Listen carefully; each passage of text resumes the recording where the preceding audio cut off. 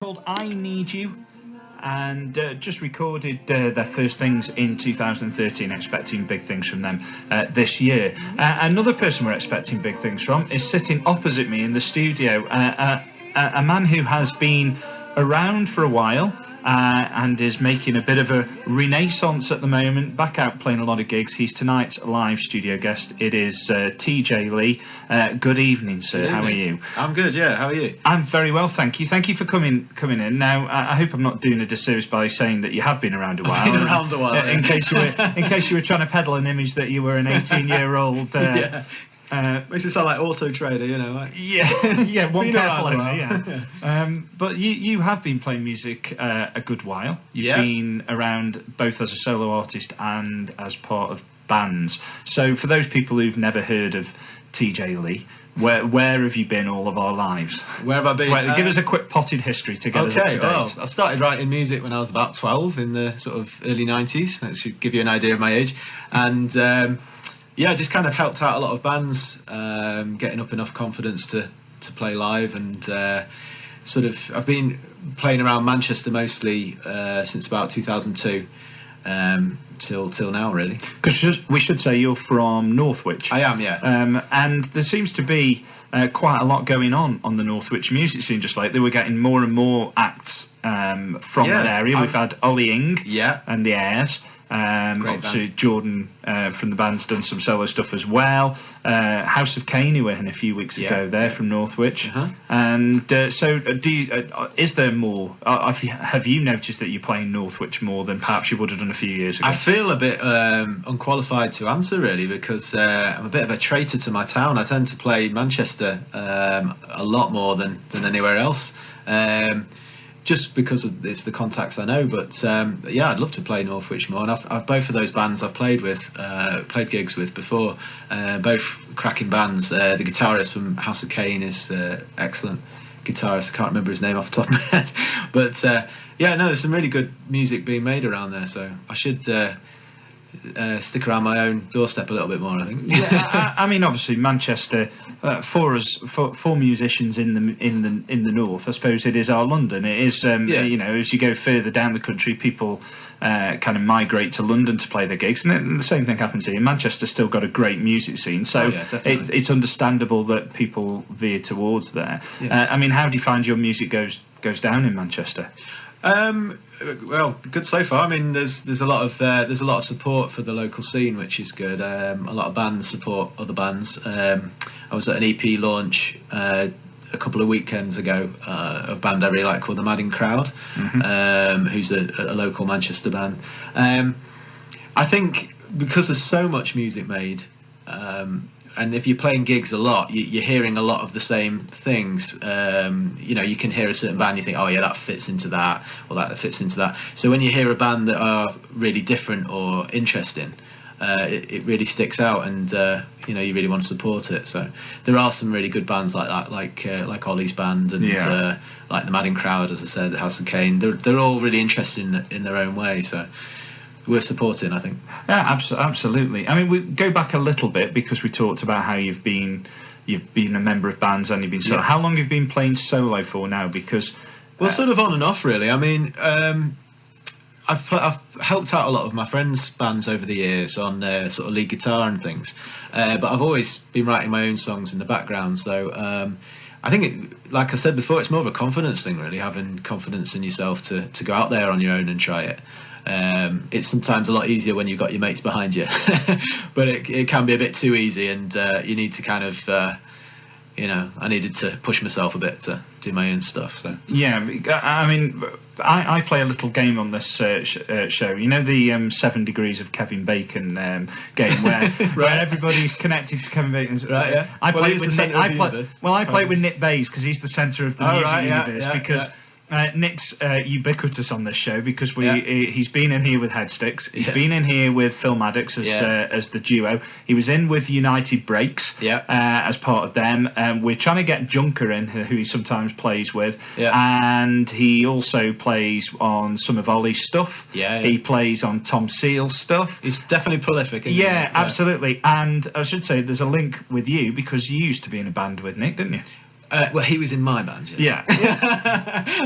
No, he played bass with my old band Susie Does It for Nick's months, only in yeah, other yeah. people's bands. Yeah, he hasn't yeah. got time to be in his own anymore. Very, very talented man, and yeah, he's been in several bands. But that's great, because I know that feeling. I've been in lots of bands, and it keeps it fresh for you, and you're trying different things, and you're sort of growing as a musician that way, aren't you? Really, so. Nick's a great guy, and no doubt you'll see lots of him in various bands. You'll be thinking, wasn't he in the last band? But no, he's a great guy, Nick. Yeah, and what was another thing we need to talk about is that you will have a new recording coming out. Have you? Yeah. You've recorded albums in previous years, haven't you? It's something that you go out there and you sell them at gigs, presumably. Yeah, I try and do one a year if I can. It's a bit, to a songwriter, it's a bit like a photo album to me. You know, like you do as I look back on albums I've done each year, you can sort of see where you are at that time, and it's a good sort of. But some people would say that photo albums are something that they don't often go back to. Is that something that because again, something that I ask different guests when we're in, and people view them in different ways. We've got some new music coming up tonight from the Jeff Whiteley project. It's proggy, and Arnie from the band does great music, but he's only been producing music for about less than 2 years, and he's on to his 8th album. Right, okay. And we've had other people in. Robin Tim, who's an amazingly talented artist, doesn't play any gigs, just does the album, and it's there. But then he moves on to the next thing. Yeah. Do you delve back into your back catalogue? It's an interesting question, because what I do tend to do is absolutely obsess over the stuff that I'm doing at the time. I'm very much like OCD when I'm producing, and I'll be really perfectionist with it. But then, once I've finished it, it is almost like I just let it go and go on to the next thing, and it is interesting going back and listening to it, but I do tend to have a bit of a break before I go back and listen to something. It takes a while, I think. And obviously, as you say, you always think that the thing you've just done is the best, but then at some point in the intervening period, then you get that same process then with the next thing. You're going to get the idea is to keep trying to excite yourself with whatever project you're doing, isn't it, really, and move on and not sort of delve too much into the past and sit on your laurels too much. But what about the live performances? Do you delve into your back catalogue then, or are you just generally playing live the stuff that is most recent to you? A little bit of both, really. There's certain songs that you find that you are you're playing more often from your back catalogue, but there's other ones that, like, when I think I've been listening a lot to my older stuff recently, just because I'm having to go with it on my own again, and it's to get up that confidence of, I have got a back catalogue. There are songs that I've done by myself. I can do this again, sort of thing. There's quite a few songs that I listen back to, and I've completely forgotten how to play them. So it's like listening to someone else. So it's interesting. Yeah, it's an interesting process, I think. Yeah. Well, we'll come back to it in a moment, because we're going to play a track from the forthcoming album, which is going to be called Blossom. Yep. And it's on here. It says TJ Lee and the special guest. Is that your backing band, or is that just Anne's special guest? No, I like the idea of a band called The Special Guests. Yeah. But, it does tend to alternate on each album. I think that's where it kind of came from. I would like to get a band together to do my stuff in the future. But there's I think about four friends who've kind of helped out on that. The song that you were going to play is actually a cover of The Cure that a brilliant pianist, a friend of mine, John, helped me out on. So he's on piano, and it's me doing various screamings in the background. Right, so, well, this is it. This is your cover of This Is a Lie by The Cure, taken from the forthcoming album Blossom. We'll be back chatting with TJ Lee again in a few moments' time.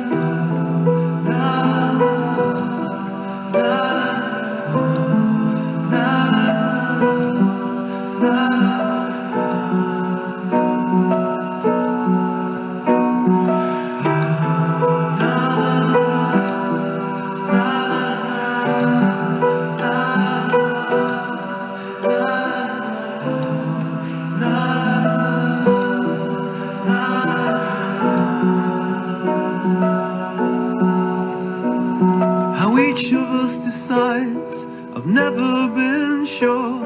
The part we play and the way we are, how each of us denies every other way in the world. Why each of us must choose, I've never understood. One special friend and one true love. Why each of us must lose everyone else in the world.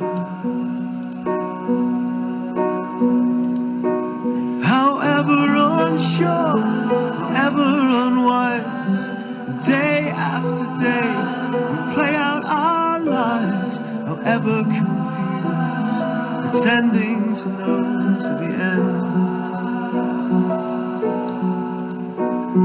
But this isn't truth, this isn't right, this isn't love, this isn't life, this isn't real, this is a lie.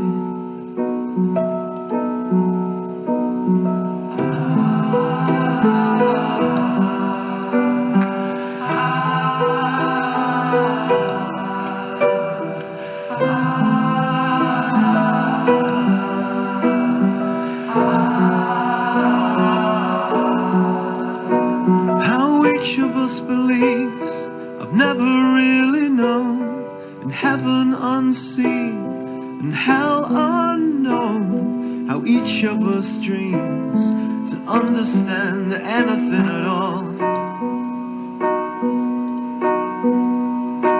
Why each of us decides, I've never been sure.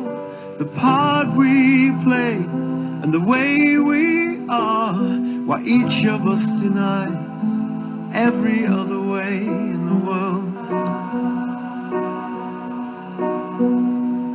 But however unsure, however unwise, day after day we play out our lives. However confused, pretending to know to the end. This isn't truth, this isn't right, this isn't love, this isn't life, this isn't real.